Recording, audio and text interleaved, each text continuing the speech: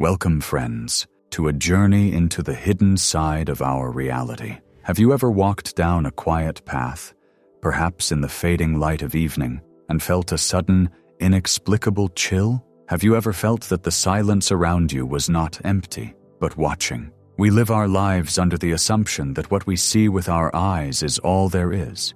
We trust the sunlight, the solid ground, and the quiet air. But the saints, those great heroes of our faith who walked closer to the veil than any of us, tell a different story. They tell us that the air is thick with invisible realities, some beautiful and some terrifying. Today, we are exploring one of the most chilling yet ultimately hopeful accounts from the life of Saint Padre Pio. It is a story that peels back the curtain on the spiritual warfare that surrounds us. It is the story of a faithful woman, a quiet evening, a simple oak tree, and a terrifying ambush by forces that should not exist in a modern world. It is the story of the legion of demons hiding in plain sight, and the mighty Prince of Heaven who swept them away. Before we step into the shadows of that evening in San Giovanni Rotondo, let us take a moment to gather our own spirits in the light. If you are carrying a burden today, a fear that wakes you at night, a worry for a loved one, or a battle you feel you are fighting alone, I invite you to leave it in the comments below. Let this space be a sanctuary. If you cannot find the words, simply write Amen, and we will understand. And as you scroll, if you see a prayer from a brother or sister, please pause and offer them a word of strength. Let no one in this community walk through the valley alone. To understand the gravity of the story we are about to share, we must first understand the world in which Padre Pio lived. San Giovanni Rotondo was not merely a monastery, it was a battlefield. While the world saw a humble friar with wounds in his hands saying Mass, the spiritual reality was a constant, high-stakes war over souls. Padre Pio did not just pray for people, he fought for them. And the enemy, the ancient adversary, did not take this lightly. But the enemy does not only attack the general, he attacks the soldiers, he attacks the friends of the general, and this is where we meet Cleonice Morcaldi. Cleonice was not a friar. She was not a nun cloistered away behind stone walls. She was a laywoman, one of Padre Pio's most devoted spiritual daughters. She was a woman of deep faith, living in the world, just like you and me. She represents us in this story. She had grown up under the spiritual direction of the Capuchin friar, and she knew, perhaps better than anyone, the sanctity of Padre Pio. But even she, with all her closeness to the saint, was not immune to the hidden dangers that lurk in the dark. The event took place on a calm, ordinary evening. It was the kind of evening that invites peace. The sun had dipped below the horizon, casting those long purple shadows over the rugged landscape of the Gargano Mountains. The air in this part of Italy is usually crisp and clean, and on this particular night, it was perfectly still. There was no storm in the forecast, no gale warnings, just the quiet settling of the day. Cleonice was walking home. She had been near the convent, perhaps lingering to feel the nearness of the holy place, and now she was making her way back to her residence. It was a walk she had likely taken 100 times. She knew the stones in the road. She knew the curves of the path. She knew the landmarks. One of those landmarks was a large, ancient oak tree. Trees are often symbols of life, of shelter. In the heat of the Italian summer, an oak tree is a blessing of shade. But as night falls, shapes change. The familiar becomes strange. As Cleonice approached this specific tree, her mind was likely on spiritual things, perhaps reflecting on a confession or a word of advice from Padre Pio. She was in a state of grace. She was not looking for trouble, but trouble was waiting for her. As she stepped within the shadow of that great oak, the reality of the world shifted in an instant. It did not begin with a visual manifestation. It began with sound and sensation. Out of the absolute stillness of the evening, a violence erupted. Cleonice describes it as a furious wind, But it was not a wind that blew across the valley. It was localized. It was contained entirely within the radius of that tree. Imagine the horror of that anomaly. The grass 5 feet away is still. The dust on the road is undisturbed. But above you and around you, the branches are thrashing with the violence of a hurricane. The leaves were not just rustling, they were roaring. It sounded, as she would later recount, like an explosion of hatred. This was not weather. This was a presence. A supernatural terror seized her. We must distinguish here between natural fear and spiritual terror. Natural fear is what you feel when you see a snake or hear a sudden noise. Your adrenaline spikes, you jump, you assess the danger. Spiritual terror is different. It is a dread that grips the soul. It is the instinctive recognition of the human spirit that it is in the presence of something completely alien to God. It is a coldness that reaches into the marrow of the bones. Cleonice felt this. She felt that she was being hunted. The crashing of the branches sounded like a chaotic chorus of angry voices, a violent rustling that sought to confuse and terrify her. She felt surrounded. She realized, with a clarity that only adrenaline brings, that she was in an ambush. In that moment of absolute panic, when the mind usually freezes, Cleonice's spiritual training took over. She did not scream for help from people, for there was no one around. She did not try to fight the wind with her hands. She reached for the weapon she had been taught to use. She invoked the prince. "Saint Michael the Archangel, defend us in battle!" She cried out to the protector of the church, the conqueror of the dragon. She didn't stay to investigate. She ran.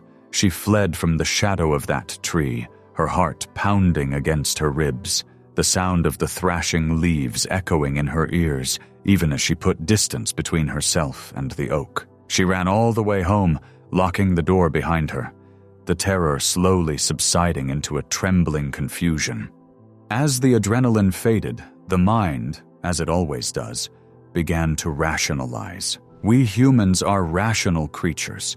We do not like the unexplained. We do not like the supernatural. We want the world to make sense, so Cleonice began to doubt her own senses. She sat in the safety of her home and thought, perhaps it was just a sudden gust of wind. The mountains are known for strange weather. Maybe a draft came down from the valley. Maybe I was just tired. Maybe I imagined the malice in the sound. By the next morning, the terror had receded enough that she felt almost foolish. She decided she would mention it to Padre Pio, but she expected him to laugh it off. She expected him to say, "Oh, Cleonice, you have an overactive imagination. It was just the wind." She wanted him to say that. She wanted him to tell her that the world was safe and boring, and that demons didn't hide in trees. She went to the convent. She waited for the padre. When she finally had her moment with him, she recounted the story, likely downplaying it a bit. She told him about the tree, the sudden noise, the fear. She waited for his reassurance. But Padre Pio did not smile. He did not brush it off. He looked at her with those deep, piercing eyes that had seen heaven and hell, and he shattered her rationalizations with a single sentence. He said to her, "It wasn't just a devil, but a whole legion. Thank St. Michael who put them to flight." Let those words sink in for a moment. Not just a devil, but a whole legion. Padre Pio was referring to the biblical terminology we find in the Gospel of Mark, where Jesus confronts the demoniac of the Gerasenes. When Jesus asks the name of the unclean spirit, the reply is, "My name is Legion, for we are many." A Roman legion consisted of thousands of soldiers. Padre Pio was revealing to Cleonice that what was waiting for her under that tree was not a solitary tempter. It was an army. It was a concentrated force of darkness gathered in that specific spot, waiting for a soul who belonged to God. Why? Why would a legion of demons ambush a laywoman walking home? This brings us to a profound teaching on spiritual warfare. The enemy hates what God loves. Cleonice was close to Padre Pio. She was part of a spiritual family that was doing immense damage to the kingdom of darkness. Every prayer she said, every mass she attended, every act of charity she performed was a blow against the enemy. The demons could not touch her soul because she was in a state of grace, so they sought to terrify her. They sought to break her courage. They wanted to make her afraid of the dark, afraid of the walk to the convent, afraid of her own shadow. If they could paralyze her with fear, they could stop her prayers. But Padre Pio's revelation contained a second part, a part even more important than the presence of the demons. Thank St. Michael who put them to flight. Here is the hidden reality that gives us hope. At the very moment Cleonice felt the most fear, she was actually the most protected. She did not see St. Michael. She did not hear the clash of swords or see the flash of light. All she saw was a scary tree and wind. But in the invisible realm, a massive confrontation took place. The moment she invoked his name, or perhaps even before, knowing she would, the Prince of the Heavenly Host descended, and a legion of demons, thousands of them, fled in terror. They did not flee from Cleonice. They fled from the power of God acting through his archangel. Padre Pio's confirmation changes everything about how we view this story. It transforms it from a spooky tale into a theological lesson. It teaches us that the help we call upon is real, it is instant, and it is overwhelmingly powerful. We must understand that for Padre Pio, St. Michael was not a decoration on a prayer card. He was a close friend and a necessary ally.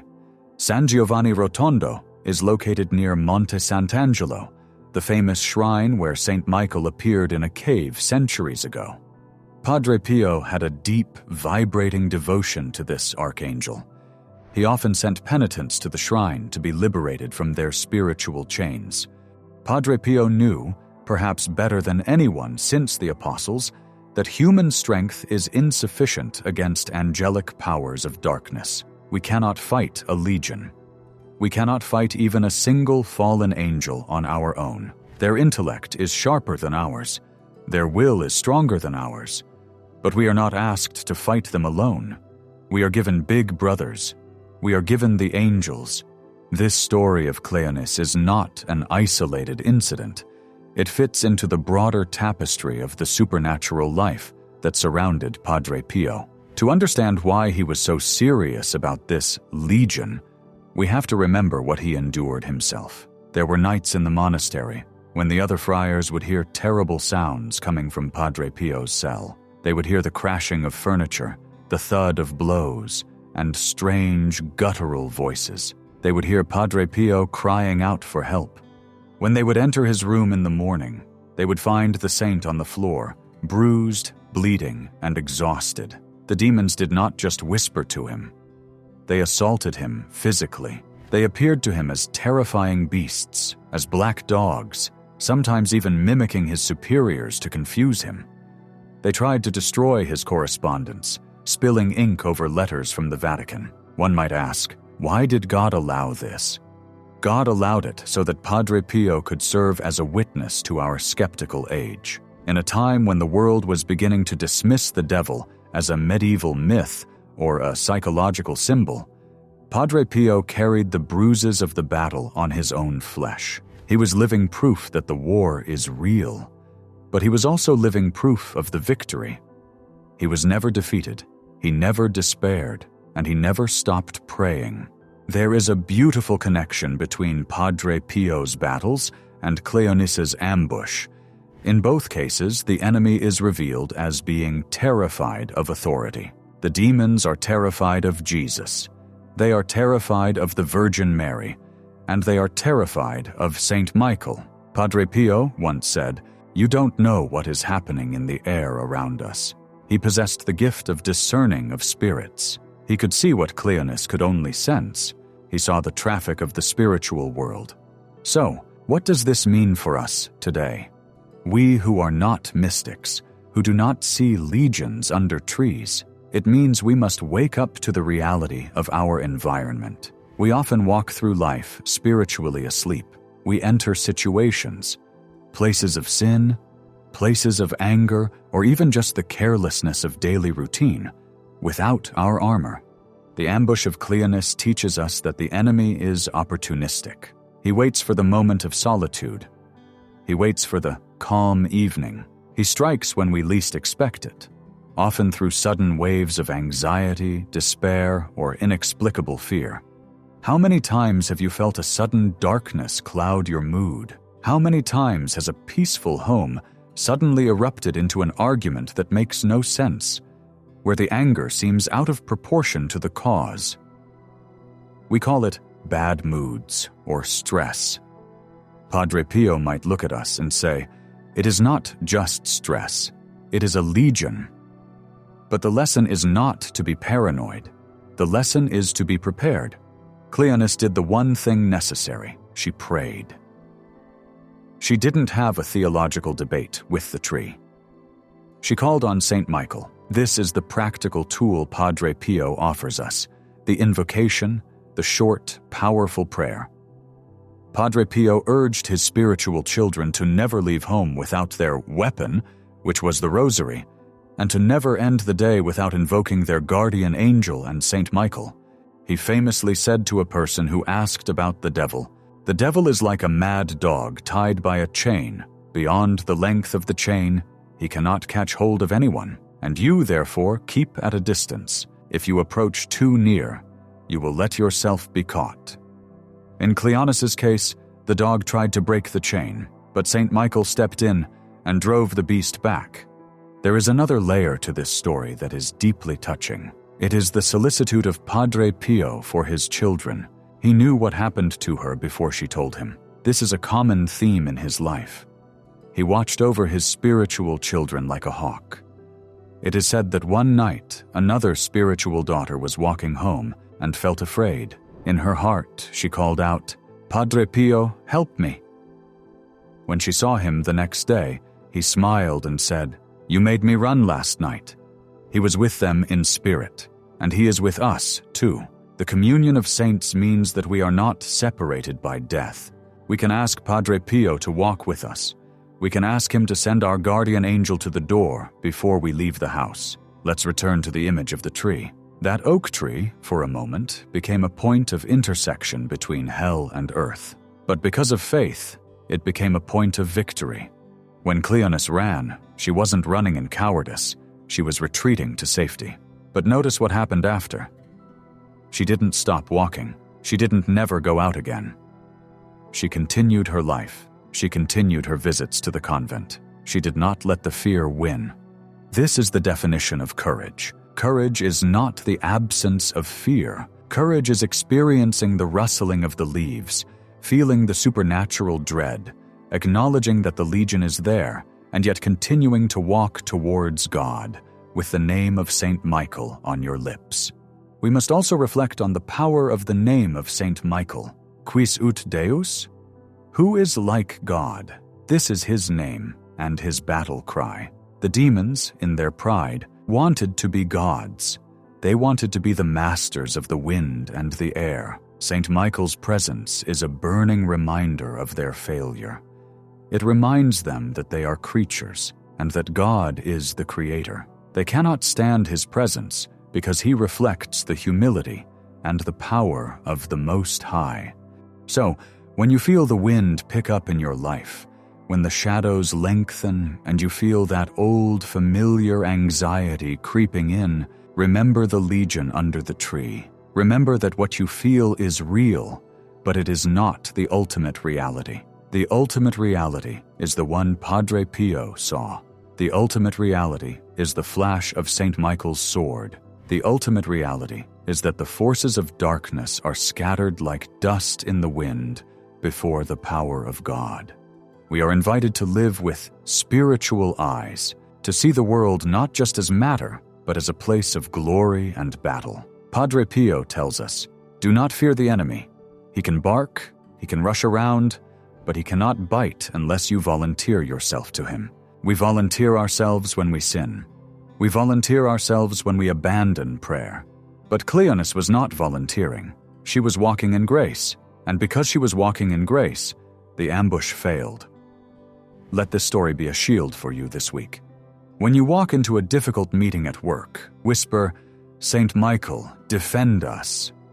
When you lay down to sleep and your mind races with worries, whisper, "Saint Michael, defend us." When you see a storm gathering in your family, whisper, "Saint Michael, defend us." You are not speaking into the void. You are blowing a trumpet that rallies the armies of heaven to your side. As we conclude this reflection, imagine yourself standing there with Cleonice. The wind has stopped. The oak tree is silent again. The stars are coming out over San Giovanni Rotondo. You are safe.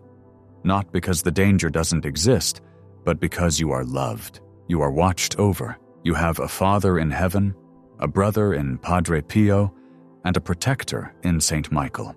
The legion may be many, but the power of God is infinite, and one single thought of love for God is greater than all the hatred of hell combined. Go with that peace. Walk your path with confidence. And never forget that the invisible world is crowded with those who fight for your soul. Thank you for listening. May the peace of Christ, which surpasses all understanding, guard your hearts and your minds. And may Saint Michael the Archangel be your defense against the wickedness and snares of the devil. God bless you all.